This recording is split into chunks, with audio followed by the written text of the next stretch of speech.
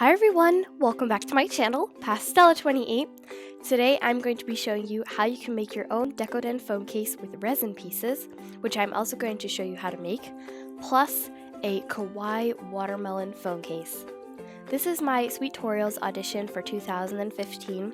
I hope you enjoy, and thank you so much Sweetorials for offering a new audition, because I'd really love to be part of your channel, and even if I don't get picked, I'm really happy for the person that is allowed to be on your channel because it's an amazing opportunity. And for everybody who participated, I wish them good luck, and hopefully somebody amazing gets picked and is allowed to become part of the Sweetorials collaboration channel. Sweetorials Audition 2015 by Pastella28.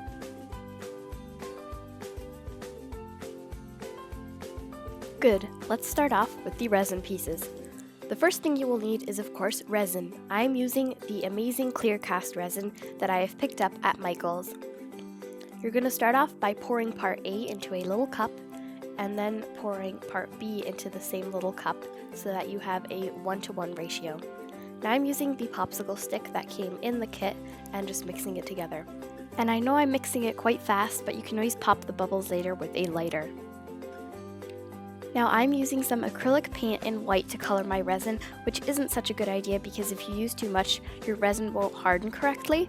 But I did order some white resin pigment, so in my future resin tutorials, you will be able to find the resin and it will just make the whole thing way better. But if you don't have any resin pigment, you can use acrylic paint. I just don't really recommend it because it won't always harden. Then I'm taking this mint soft pastel color and mixing some of that in there too. And again, this probably shouldn't have too much mint pastel in there, otherwise it won't harden. Now I'm just taking some of this white glitter and adding some in there, but this shouldn't affect the resin because it's kind of like embedding a sticker or anything else into your resin. Now I'm using my molds that I have made from the amazing mold putty that you can also pick up at Michael's. I just made pieces out of polymer clay and then used the mold putty to make a mold out of it.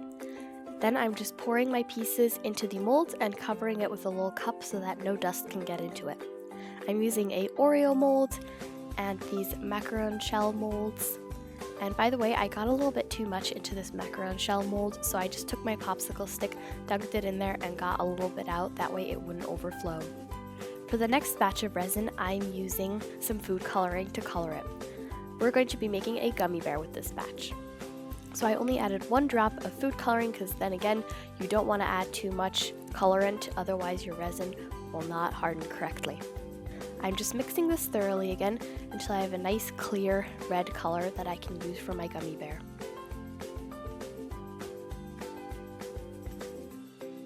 Now I'm using my resin batch to pour into this gummy bear mold. And I made this mold myself again, so I just took a gummy bear and put it into the freezer until it was hardened, and then I made a mold of it with the amazing mold putty. Now I'm taking that same batch again, well, the rest that I have from it, and I'm taking some white acrylic paint again and mixing that in so that I get a pink color for my ice cream scoop. Now in my opinion, everything just looks better with glitter, so I'm adding more of this white glitter that I used before with my mint batch. And I also found some of this pink glitter that I still had lying around at home and mixed that in too.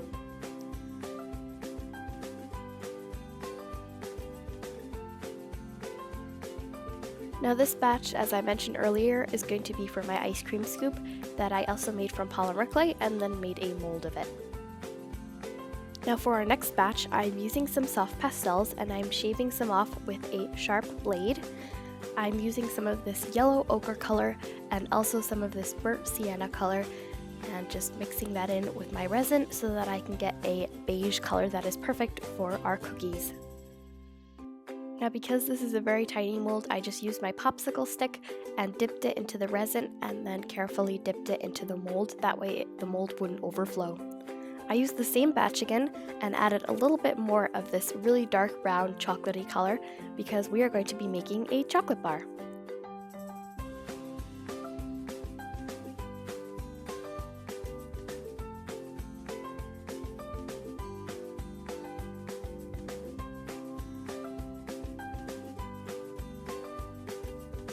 Then I poured my batch into this chocolate mold, covered all my molds with a cup and let them harden overnight. So the next day, all my pieces were completely hardened and I could pop them out of my molds.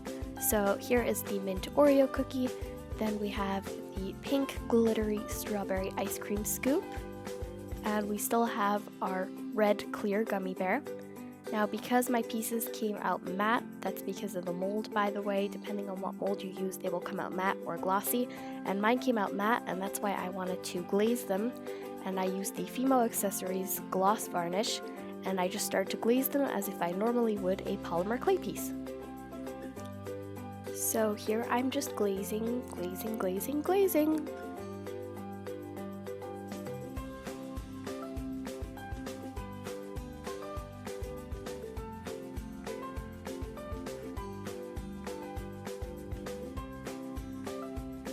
To add some filling between my macaron shells, I'm using the Mod Podge collage clay in the color strawberry. I am adding a little blob with a star tip, which won't really depend because you won't be able to see it later, on top of one of the macaron shells, and then I'm just using a dotting tool to spread it out a bit, which I later realized wasn't really that necessary, and you're allowed to do this really messy because nobody's going to be able to see it later. Now I'm just using my other macaron shell and carefully placing it on top of the other one and squishing it a bit so that some of the filling will come out on the sides. And then I took my dotting tool again to fix up the cream that went over the sides. Once all your resin pieces are done, we're going to start off with the case. I'm using a clear phone case that fits my phone and some scribbles, which is 3D puffy paint in the color Hot Chocolate. I'm starting with a dot on the bottom and a lot of pressure, and then releasing the pressure carefully to create a drop that looks like it is drizzling down from the side. And you're going to create this around all the edges of your phone case. Then, to actually make it look really realistic, you combine the two drops next to each other with a hoop shape on top, and this is going to make the drizzle effect super realistic. So you're going to do this once around again, and then around the buttons, I just made a line because I thought it looked a little bit empty otherwise. Now I'm filling in some of the sides because your silicone or your decadent cream doesn't always go to the edge completely, and that way we don't have any clear phone case showing. Here I just placed all the resin pieces on the phone case to get an idea where I wanted to place them later. Now I took my collage clay from Mod Podge in the color strawberry and started to pipe the border around the phone case with a shell technique. You're going to want to have a lot of pressure at the beginning and then carefully release the tension towards the end and pull off the case.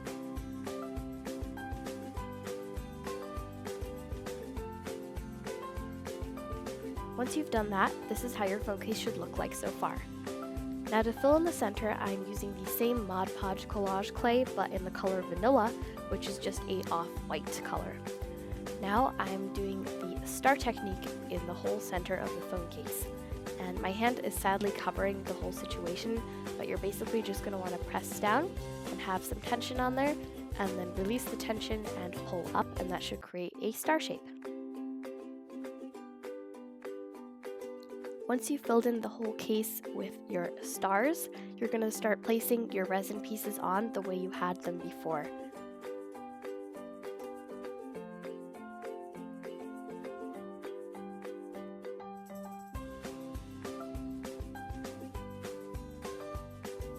To fill in my empty spaces, I'm using these micro marbles from Recollections in the color Passion and Capri. I just poured some of the micro marbles onto my hand, and then I carefully sprinkled some on with my fingers.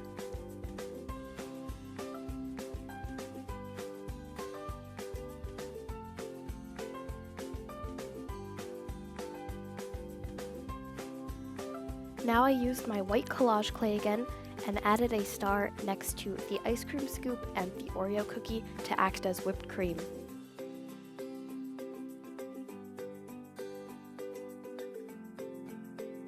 Now I'm using some of my scribbles again in a light pink color to act as strawberry drizzle, and also in the color Hot Chocolate to obviously act as some chocolate drizzle. And I drizzled some over Oreo cookie and also over the strawberry ice cream scoop, and some of the chocolate drizzle over the chocolate bar. Once you've done all those steps, you are done with your phone case. Here it is! Come on, phone case, show yourself. Don't be shy. He's a little shy. Don't worry, nobody's gonna laugh at you. You look gorgeous. Come on, show yourself.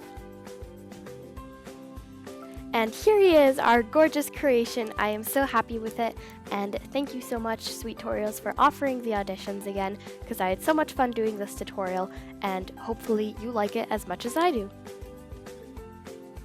If you're not making this phone case for yourself, at least do it for a friend, because I'm sure they'll love it. It takes a lot of effort and time, but at the end you have this gorgeous creation that you can put on your phone and show off to all your friends. If you already love this first phone case, then you're going to love the second one even more. The things you will need are going to be some pink wool, or some white wool if you can't find pink, and some felt in the colors black, green, and pink. Start off with your pink felt and place your phone on top. You're going to want to cut 4 pieces of felt that fit your phone, but they're going to have to be a little bit bigger than your phone, so leave the edge around. Now, while I was cutting these out, I made it really big, but later realized that it was a little bit too big, so I trimmed off some of the edges later, like I did here. And it's better to start off big than small, because that way you can always trim it down, and that way it will fit definitely. Now you should be left with 4 pieces like this, and 1 stripe. Then you're going to want to take some needle and thread. I'm using white, but you can use any color that you'd like, and I'm threading one side through the needle. Now we're going to have to make a knot. Now on to tying the knot. Take your 2 ends between your thumb and index finger, and then wrap the remaining thread around your index finger. Now roll over with your thumb and pull it tight.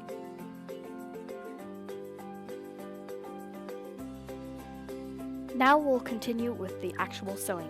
Place your strip piece onto the bigger piece of felt, and make sure that you have a bigger piece sticking out of the stripe if you flip it up the way I showed you. Now you're going to want to sew it in place. Take your needle and thread and just go through the fabric up and down. I went through one side and then came up the other side, and I went over it like 2-3 times so that was nice and secure. Now in order to make your knot, you're going to want to go through both layers so that you create a loop, and then go through that loop with your needle. Repeat that step for a couple of times and it should be secure.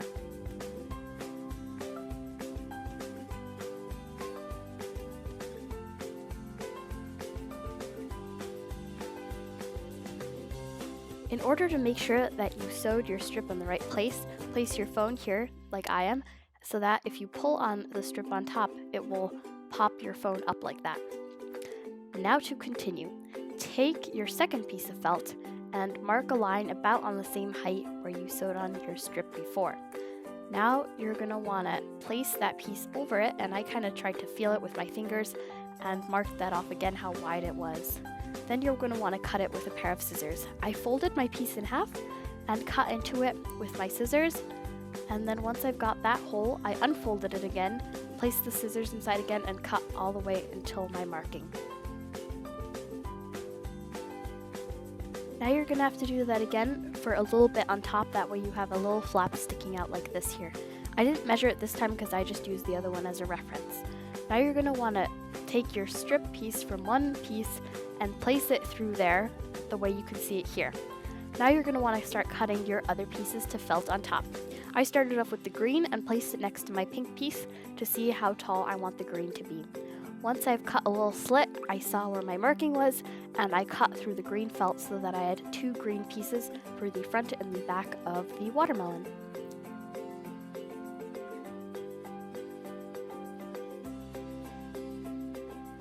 Out of some black felt, I cut out a teardrop shape and started to felt that on later. You're going to want to cut out a couple of those. I think I cut out about 8 to reassemble the seeds of the watermelon, and also cut out a little stripe for the mouth and 2 circles for your eyes. Once I've laid it out, this is how it should look like. While needle felting, you want a soft surface like this cushion here that I am using. And you're also going to need a needle felting needle. That's how it looked like, by the way. Then you're going to want to place your green piece at the bottom half of your pink piece and start needle felting that on. You're just going to want to stab your needle through those two layers until they've combined well. Make sure to lift up your piece, otherwise you're felting it into the sponge, which is not what we want. Now, I did this on both sides. I wanted a little green to show in the back and in the front, but this is optional. Now, I placed on my seeds to see how far apart they should be placed. Then I took two of them away and started to felt on one. Then once you've felted on all your seeds, start with the eyes. I placed them as far apart as possible. That's what gives the kawaii effect. Now you're going to want to felt on those eyes as well. For the mouth of the little kawaii face, you're going to want to cut out a little tiny strip and felt it in a curved shape between the eyes. It's a little bit tricky, but I think you can do it. Then out of pink wool, you're going to want to roll two little pink balls and place them underneath your eyes and felt those on as well, so that it looks like your kawaii face is blushing. Once you've done all those steps, you should have these 4 pieces.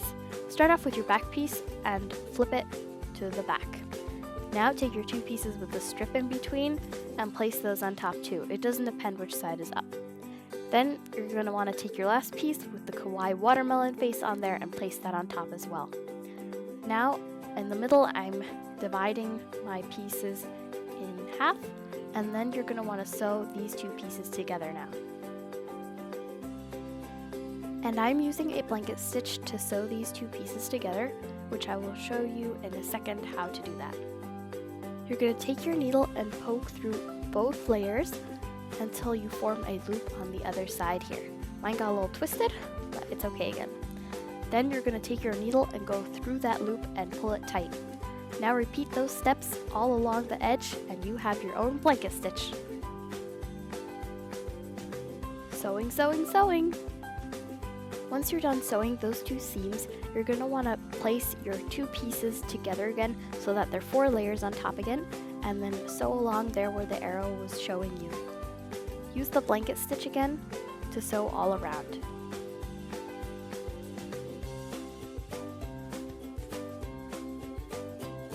In case you forgot how the blanket stitch goes, here it is again.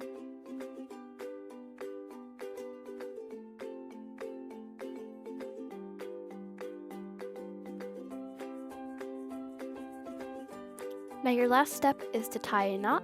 You just go through all the 4 layers and then you create a loop at the end, go through the loop with your needle, do that 2-3 times, and your seam is secure.